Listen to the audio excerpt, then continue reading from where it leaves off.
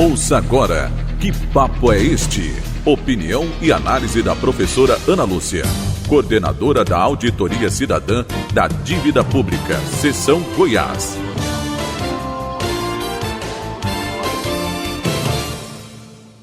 Pois é, essa semana a jornalista Miriam Leitão, da Globo, entrevistou o chefe de polícia da Polícia Federal, Andrei Passos.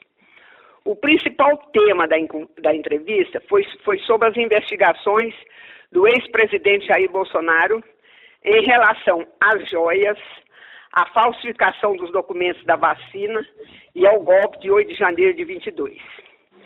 A investigação da Polícia Federal sobre a conduta do ex-presidente Jair Bolsonaro, que é do partido PL, no caso das joias, pode levar ao indiciamento do ex-chefe do Executivo pelo crime de peculato.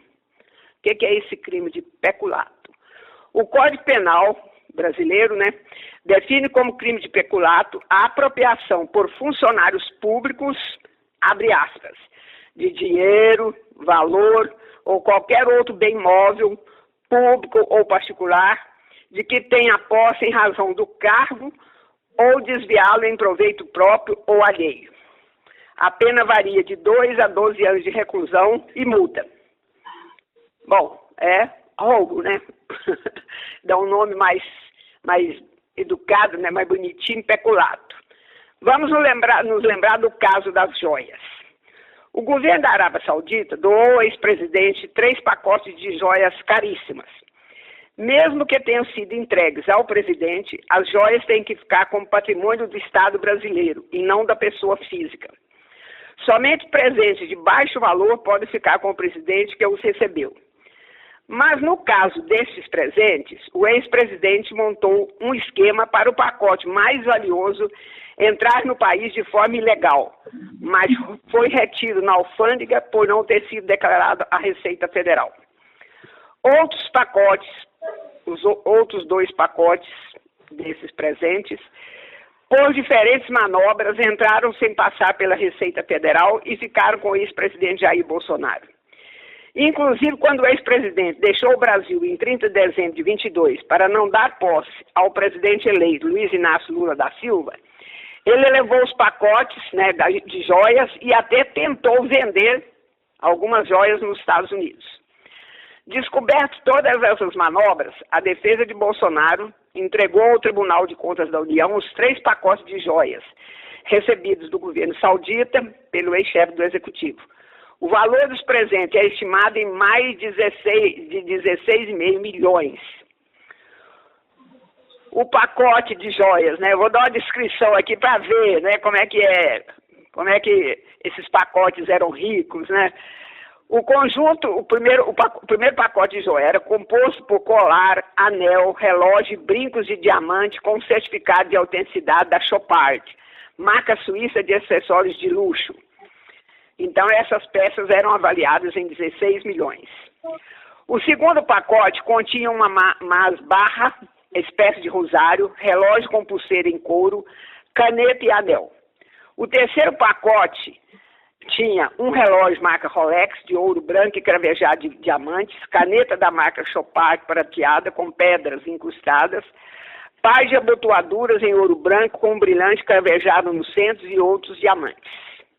Inclusive, esse dos colares, eles estavam cheios de tal jeito que um analista disse que podia ir tirando as partes, desmontando o colar e vendendo as partes, do jeito que ele foi montado, Então, poderia se vender, esses diamantes brilhantes em partes. A investigação sobre as joias foi profunda, inclusive equipes da Polícia Federal foram aos Estados Unidos para esclarecer sobre as tentativas de venda de algumas joias, valendo-se inclusive da cooperação dos órgãos de investigação dos Estados Unidos. Na mesma entrevista, a Miriam Leitão, o chefe da Polícia Federal, Andrei Passos, afirmou que até fim de junho, no máximo julho, o inquérito estará concluído e será encaminhado para o Ministério Público Federal, que definirá se o ex-presidente virará réu e responsável pelo crime de peculato ou o processo será arquivado por insuficiência de provas. Outro crime cujas investigações estão bem avançadas se relaciona ao chamado caso das vacinas. O ex-presidente era um negacionista, né? Todo mundo sabe disso, em relação à Covid, que considerava uma gripezinha e por isso se recusou a vacinar, né? E fez toda uma campanha para as pessoas não se vacinarem e tomar remédios que sabia que não tinha menor proveito, né, contra a Covid. Mas pretendendo ir para os Estados Unidos e precisando comprovar com ele que ele e a família, inclusive a filha de 9 anos, estavam vacinados, porque senão não entrariam nos Estados Unidos, fraudaram e inseriram dados falsos no sistema de saúde. As investigações apontam que os dados do cartão de vacinação do ex-presidente, da ex-primeira-dama Michele Bolsonaro, da filha do casal Laura Bolsonaro, teriam sido fraudados. Mauro Cid, ajudante de ordem do ex-presidente, a esposa do Mauro Cid, os filhos do Mauro Cid, também se beneficiaram do mesmo crime. As investigações levaram que a Polícia Federal indiciasse o ex-presidente Jair Bolsonaro, do PL, pelos crimes de associação criminosa e inserção de dados falsos em sistema da saúde, após a investigação do esquema de falsificação dos certificados da vacina da Covid. Isso é crime feito por qualquer cidadão, né, independente se é presidente da República ou não. Segundo o delegado Andrei Passos, chefe da Polícia Federal, essa investigação também está na fase final, com provas consistentes e deverá ser concluída até fim de junho.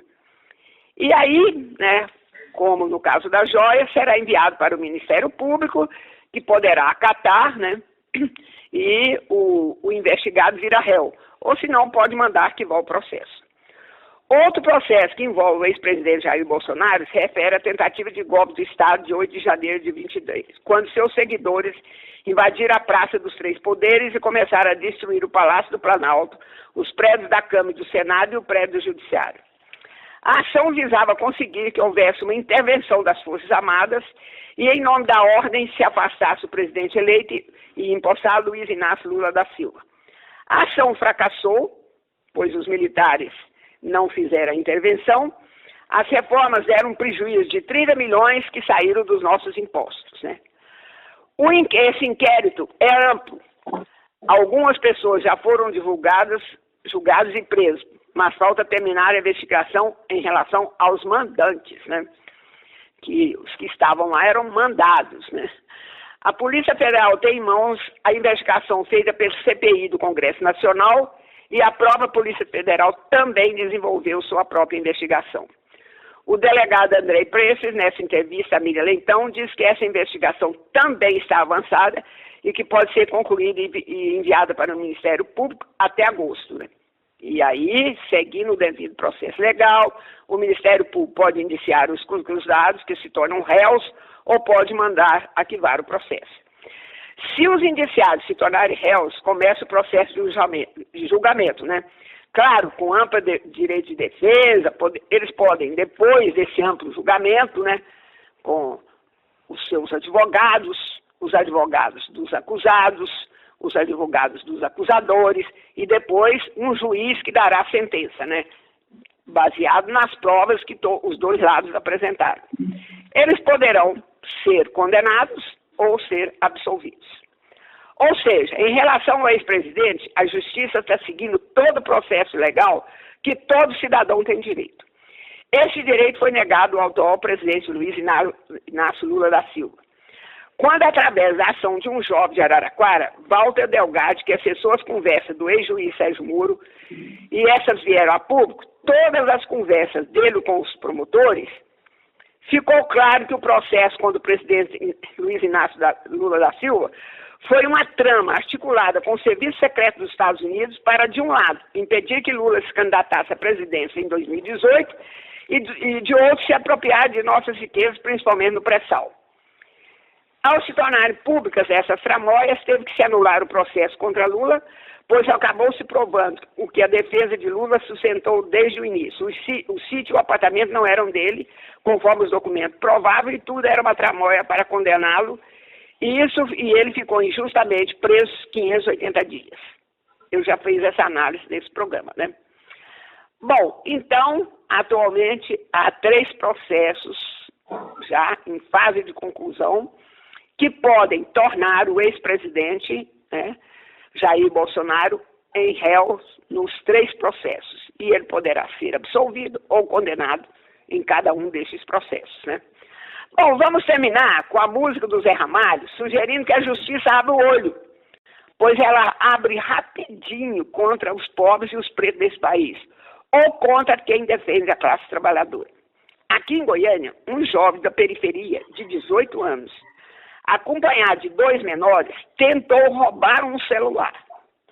Não conseguiram levar o celular e foram presos. A juíza deu uma sentença de 6 anos e 2 meses. Eu li a sentença, que tinha 80 páginas. Por que ela deu 6 anos e 2 meses?